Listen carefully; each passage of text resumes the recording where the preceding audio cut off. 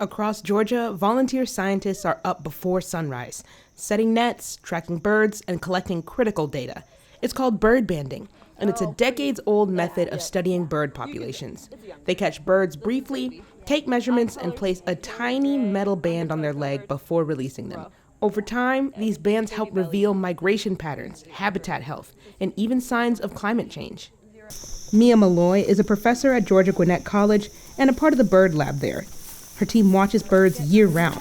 They catch and band them like this most weekends when the weather's right. The work is shared with the National Bird Banding Lab run by the U.S. Geological Survey. But now, federal funding for that lab is at risk.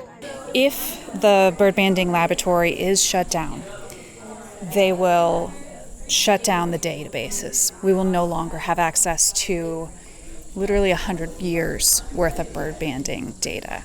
And that would be catastrophic for our knowledge of wild bird populations. And for our understanding of the ecosystems where the birds live. For now, Malloy and the Bird Lab are still banding, even if there's no money in it, because understanding our world through birds is a cause they believe in. Yep, there you go. Yep. Okay.